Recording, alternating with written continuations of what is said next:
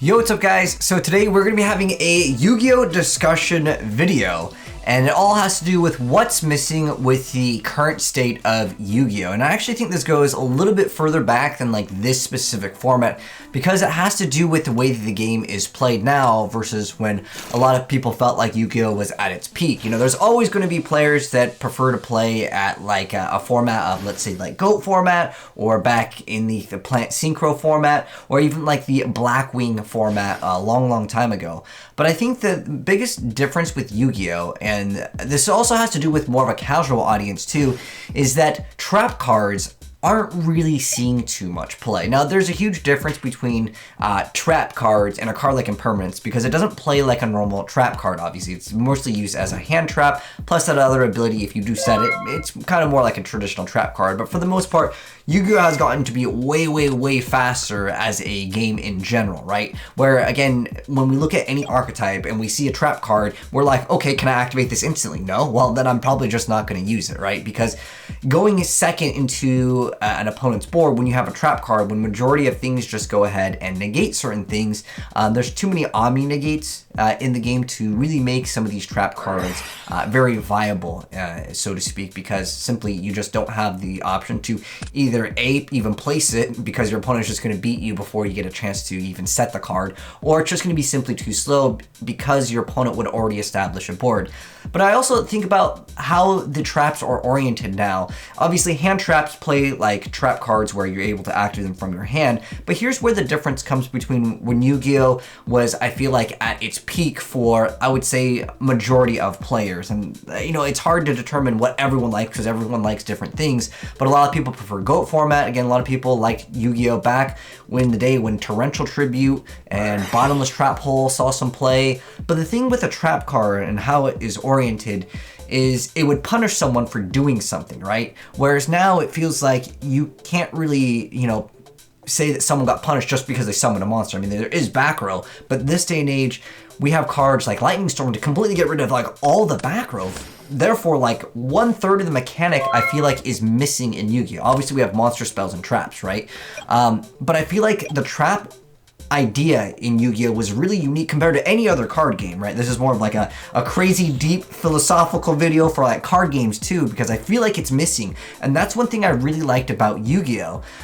Is that, you know, you would attack into your opponent, and if your opponent had, you know, back row, you would have to think about, is this a good time to attack? If I lost my board, if I attacked and there was a Mirror Force, Magic Cylinder, all these classic Yu-Gi-Oh! Cards that a lot of people, you know, resonate with and are very familiar with, those don't see a play anymore. I remember when the opponent would just go, okay, pass. Like, they would do nothing, right? If you played competitive Yu-Gi-Oh! Back in the day, you know, every single time that your opponent would just do nothing turn one, it was like, okay, he opened up a Gorz, 100%, and then later it became like Tragodia or whatever. But for the most part, like, you expected these certain things. And on top of that, the thing with trap cards and the difference between like a hand trap and a traditional Yu-Gi-Oh! Trap that I feel like is missing in this game completely, like it's lost its identity, because you would see that your opponent placed like 5 cards in the back row, right? And you'd be like, okay, you know, maybe it's not a good idea to summon my best monster, but this day and age with Yu-Gi-Oh! It's like, just slam as many things as possible. If your opponent has negates, obviously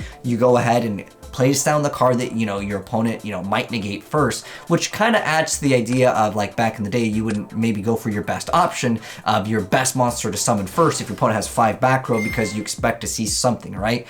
But at the same time, you know, you see all of those things face up. You see how many things that you need to deal with as far as the negate. But then on top of that, a lot of times the responses for this game, for example, like Lightning Storm or Kaiju, they're just like, get rid of everything. And I think that there's a huge difference, and like I said, and I've mentioned several times, since I've been doing a lot of TikToks and content creation over on other platforms, I've really noticed there's a huge disconnect from what people actually think the way Yu-Gi-Oh! Is played versus how it is actually played. Because again, a lot of people are playing on, you know, formats where maybe there's not even link monsters, which is crazy. But like, if you go check some of these older Yu-Gi-Oh! Games that have a player base that, I mean, I don't know these numbers, but I remember like back in the day when you clicked online users, we would have thousands of people. It didn't matter how late it was. But now with so many different Yu-Gi-Oh! Applications, right? There's just, you know, it's kind of spread thin. We don't know what format people are playing in, because even on a Dueling Book, right? There are always people people still playing in GOAT form. We're just gonna go and spectate mostly you know, people that are going to be like 1,000 plus, just so we have kind of more of a, what I would want to talk about in this video, because the point of this video is a discussion video, is like majority of decks just simply don't use okay, there's one exception. I don't know what he's playing. He's playing Mirror Force? Okay, that's cool. But let's be honest. How often do you actually see Mirror Force in the game? I just feel like, again, you would see your opponent have all these like trap cards, and you would think about, okay, now is it a good time? Because when I played Yu-Gi-Oh, and when I really enjoyed it, like the format at the time, we had Heavy Storm, we had Turnade. You know, those were the big pushes. It's like, now I'm going to activate Heavy Storm or Giant Turnade. I'm going to go for my big play to try to OTK or whatever the case may be. But this day and age, you don't try to set up and then go for OTK. I feel like majority of the time, you just go all in every single time. And that's where, you know, some people like that. That's totally fine. But I think there's where I feel like a lot of the disconnect from the casual audience. But you can even argue that this is where the competitive players, you know, don't like the setup of that. One excellent example, if any of you guys are like old school enough to know who Cesar Gonzalez is, I learned so much from that guy. That guy is a really great Yu-Gi-Oh duelist. I don't even know if he plays anymore, but you know, he's a Yu-Gi-Oh champion. But he would always talk about card advantage and why it meant something. But nowadays, when you are committing to the board, which means that you're replacing like your back row and your monsters and stuff, but this day and age, it's just like slam as many monsters as possible, and most of the back row is just to facilitate bringing out those things in the first place, right? But the thing is that card advantage in this day and age does not mean anything. You can fully commit to your board. Like Eldritch would be an excellent example of, like, you just commit to all the cards. Every trap card that you play, right, is basically like another free one that you're just gonna get anyway. So like the card advantage system does not matter. But before, when you would set like 5 back row, you know, your opponent would usually assume that, you know, he's got Solemn Judgment, whatever, I'll heavy anyways. But you still have to think about, like, is it worth just getting, you know, my Heavy Storm completely gone? Like, I feel like there's, again, just a missing aspect of Yu-Gi-Oh! In this current way that we play. And I don't know if any of you guys feel the same way, because I was trying to think deeper in terms of like a card game mechanic, and I liked that Yu-Gi-Oh had this, right? Because a lot of card games, when it's your turn, it's your turn. But with Yu-Gi-Oh, I did like the idea that, like, when your opponent would do something, when the conditions would be met, right? Usually it was either when a monster is summoned, but that is back in the day when we had like priority, when we can activate monster effects before they would be able to bottomless torrential, whatever the case may be, which was kind of cool too. But that's like, again, another like old school Yu-Gi-Oh player mechanic that just, you know, got updated, right? And that doesn't exist anymore. But on top of that, the trap cards in general are just way too slow. But I like the idea of being able to be active during your opponent's turn. But at the same time, the way we do it now is all hand traps. I mean, obviously DD Crow is an excellent example. This is, you know, this is Tri-Brigade Zoo.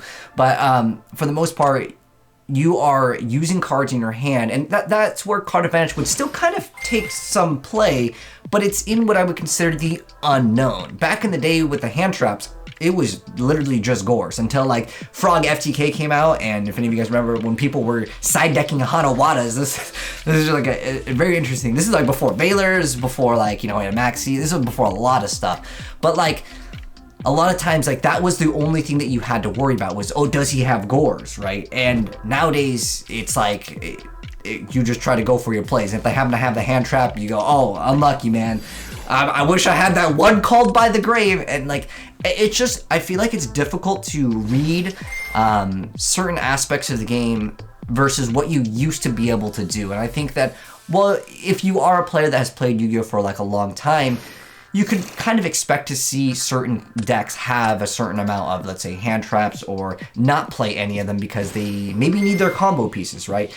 Pendulums is a deck where, you know, sometimes players just, they want to focus in on their deck, or even synchro decks, right? They can definitely be a deck where it's oriented around just specifically having enough cards for their combo to go off, so they won't have these things that you have to worry about. And it really comes down to also, have you played this deck? Like, it's not even like, have you played against this deck enough times, but like, a lot of times the best way to learn how to beat a deck is not actually beating it, but actually playing it yourself to find out what exactly, you know, are the weaknesses of the deck, which is a really cool thing that you can do. I'm gonna go ahead and see if I can reset this, and then, okay, here's another like 1,000.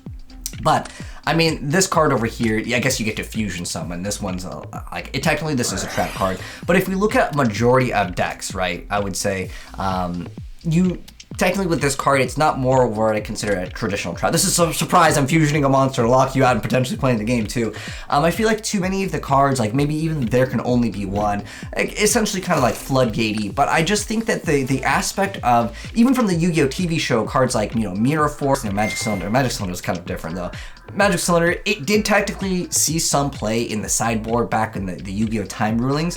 There were people that would side like emergency provisions. This is like for a high level, like go into time strategies. And you might think it's dumb, but at the highest level of Yu-Gi-Oh, there are some weird things that people have done and they've won with it. But I just feel like the idea of your opponent having, you know, back row, and you have to think about how many does he have? You know, does he have Icarus attack? I mean, again, Blackwing's pretty much irrelevant in the meta of the Yu-Gi-Oh game, but there's so many things that are just like from the hand, and I think that it kind of shifted up the way that we think about how we play the game.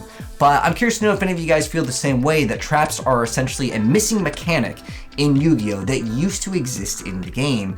And I think that that is one missed out opportunity that maybe they can touch up upon. I know there's the Amazement archetype that's all about setting stuff instantly from the deck, but it's not the same when we don't have cards like, I feel like Bottomless and Torrential. Those were like the really, really good staples that were seen time and time again for the longest time. Then everyone moved on to Solemn because it was way faster, but now Solemn too slow. We're not even gonna bother playing that card because, again, once the monster is out, you're not gonna be really able to do too much sometimes, depending on, of course, the deck you're playing up against. But I want to know if any of you guys have the same feeling that, you know, certain mechanics are missing in the game, meaning that, like, you know, when you would go for a play, you would have to think about, is this a good time to attack? He's got 3 or 4 back row. I could run into, if you're even more, you go even further back, does he have Sakuretsu armor, right? But I just feel like it's gotten to the point where Yu-Gi-Oh has gotten really reckless with its plays. And going back to what I was talking about with card advantage, there are so many archetypes and so many decks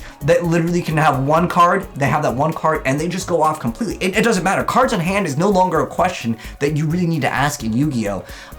Because card advantage doesn't mean the same thing that it used to. Just like, again, I feel like traps are pretty much irrelevant in the game. Most of the time when people are setting back row in this game, unless they're playing very specific like Paleozoic, trap cards have been basically missing in the game for quite a long time, and I thought it was an interesting discussion topic. So you guys can let me know how you feel about it down below. But hopefully you guys enjoyed this little discussion video. I'm curious to know if you guys have any other you know, points of topic, because I do like having these Yu-Gi-Oh discussion videos, as I think that they are a little bit more interesting, and you know, no one else is really talking about them, so I want to do something a little different today. But if you guys enjoyed the video, drop a like on it, and if you're new here and do want to see more new Yu-Gi-Oh discussions in the future, hit subscribe, turn the bell, and you'll definitely see more. And let me know, guys, what you guys want me to talk about if you guys got any cool ideas. But thanks for tuning in, and I'll catch you in the next video, and I'm signing out. Peace.